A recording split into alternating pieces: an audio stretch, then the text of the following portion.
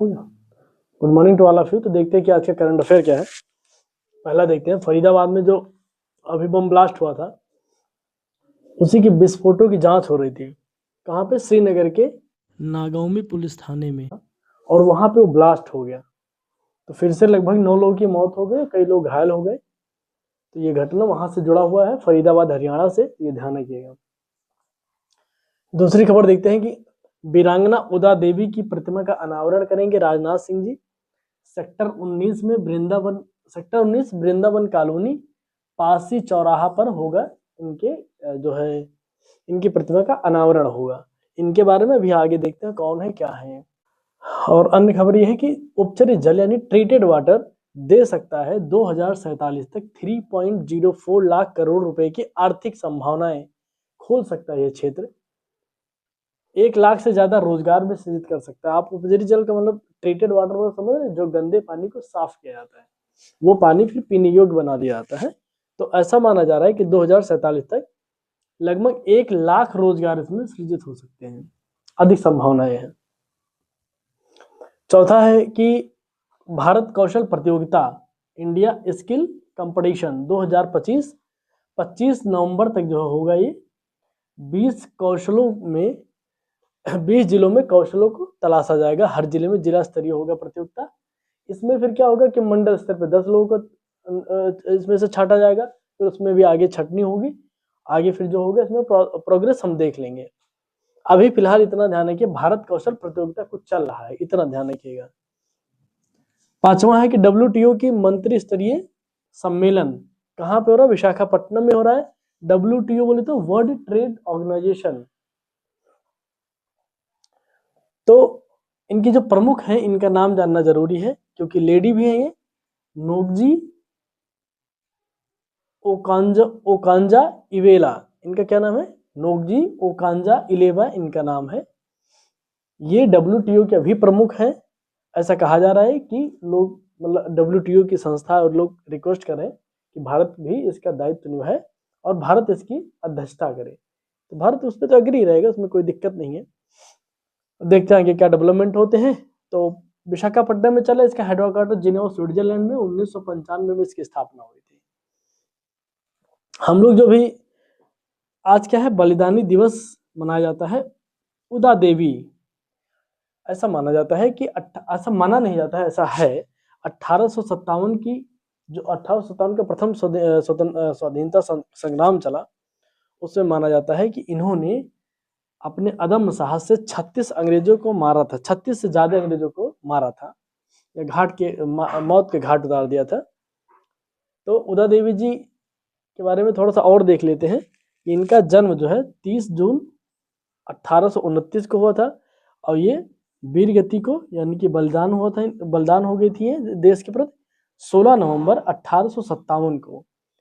इन्हीं के नाम पे महिला PSC बटालियन का भी मतलब जो गठन किया जाएगा लखनऊ में, मुख्यमंत्री जी ने कहा है।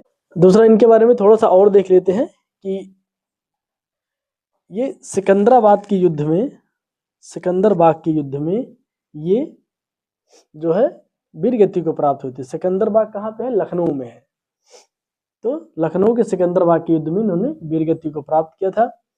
ऐसा माना जाता है कि पुरुष के वस्त्र में कपड़े पहन करके गई थी लड़ने के लिए, इसलिए ये इंपॉर्टेंट है पुरुष के वस्त्र की। आप कभी कभी देखते हैं ना कि सेंटेंसेस में देता है कि पुरुष के वस्त्र में गई एक महिला थी वीरांगना, ये इनका डेट ऑफ बर्थ है, इन्होंने इतने लोगों को मौत के घाट में बताया, कौन सा सेंटेंस है ये? तो इस चीज के लिए इंपॉर्टेंट। और देखते हैं कि पासी समुदाय की थी ये। कौन से समुदाय की थी? पासी समुदाय की थी। इनका पति का नाम था मक्का पासी। ये चिन्हट की युद्ध में मारे गए थे, यानी वीर गति को प्राप्त हो गए। तो इनके पति का नाम क्या? मक्का पासी। इन्होंने किस युद्ध में वीरगति प्राप्त की? चिन्हट की। चिन्हट भी लखनऊ में ही है। तो ये इंपॉर्टेंट डेटा था, इनके बारे में देख लेते हैं।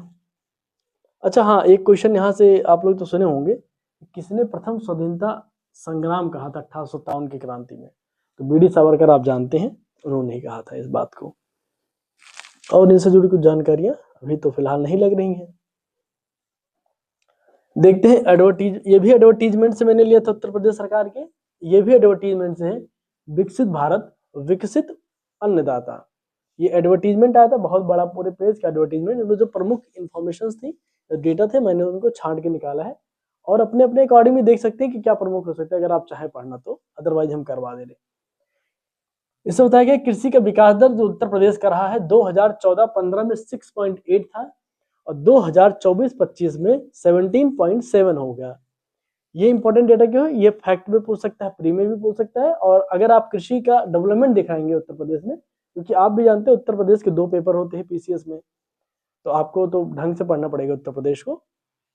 तो जब कृषि डेवलपमेंट दिखाएंगे उत्तर प्रदेश का, तो ये डेटा आपके लिए इंपॉर्टेंट हो जाएगा मेंस के पॉइंट ऑफ व्यू से। सब्जी उत्पादन में 400 लाख टन प्रतिवर्ष उत्पादन कर रहा है उत्तर प्रदेश। भारत का पहला प्रदेश है जो इतना सब्जी उत्पादन कर रहा है, यानी कि सब्जी उत्पादन में भारत का सबसे अधिक उत्पादन करने वाला राज्य कौन होगा, तो उत्तर प्रदेश होगा, और ये 4 लाख टन पर ईयर कर रहा है, ये ध्यान रखिएगा।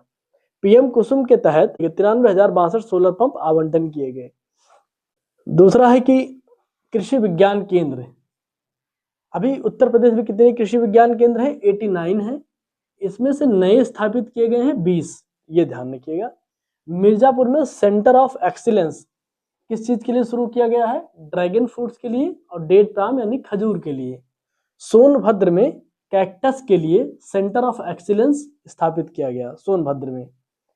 यूपी मंडी भाव एक ऐप है जिसमें हम मंडी का रेट देख सकते हैं, किसान जब भी अगर वो कोई चीज बेच रहे हैं मंडी में लिया करके, तो उस ऐप के माध्यम से मंडी का रेट जान लेते हैं क्या चल रहा है। इस ऐप का क्या नाम है, यूपी मंडी भाव ऐप इसका नाम। तो पहले देख लेते हैं कि नंदिनी कृषक समृद्धि योजना किससे जुड़ा हुआ है, दुग्ध उत्पादन एवं डेयरी से जुड़ा हुआ है। अब जो दुग्ध उत्पादन या डेयरी के लिए कोई एक स्थापना करेगा, जो कोई खोलना चाह रहा है दुग्ध उत्पादन या डेयरी सेंटर खोलना चाह रहा है, तो उस पर 50% का अनुदान दिया जाएगा, किसके तहत, नंदिनी कृषक समृद्धि योजना के तहत।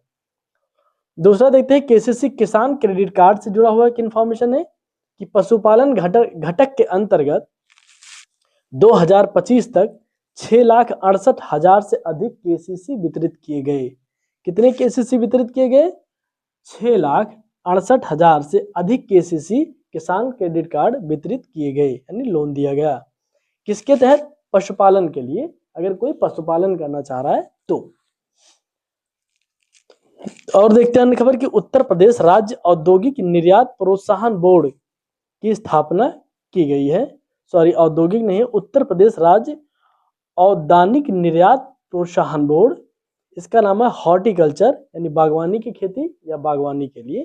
तो ये एक बोर्ड की स्थापना की गई है, किसके लिए, कि यानी कि जो हॉर्टिकल्चर के एक्सपोर्ट के प्रोत्साहन के लिए ये बोर्ड स्थापित किया गया है, तो ध्यान रखिएगा। दूसरा है कि हापुड़ एवं कुशीनगर में 2 सेंटर ऑफ एक्सीलेंस स्थापित किए गए, एक हापुड़ में एक कुशीनगर में, किसके लिए किए गए, आलू के लिए। हम लोग बार बार देख रहे हैं centre of excellence, centre of excellence, centre of excellence किसको कहते हैं, इसको कहते हैं कि किसी विशेष चीज के लिए विशेष क्षेत्र में उसको स्थापित किया जाता है। एक विशेषज्ञ की टीम होती है जो उसमें उसके बीज उन्नति को लेकर के, उसके प्रोडक्शन को उन्नति को लेकर के, उसमें रिसर्च को लेकर के, उसमें कैसे कार्य किया जाएगा, कैसे प्रौद्योगिकी का यूज किया जाएगा, कैसे उसको एक्सपोर्ट या इंपोर्ट को बढ़ाया जाएगा, यानी सारी पहलुओं पर लेकर के एक टीम होती है जो फोकस टीम होती है, उसी के लिए कार्य करती है, तो इसे कहते हैं सेंटर ऑफ एक्सीलेंस। तो ये रहा आज का खबर, बहुत बहुत धन्यवाद। मेरे चैनल को लाइक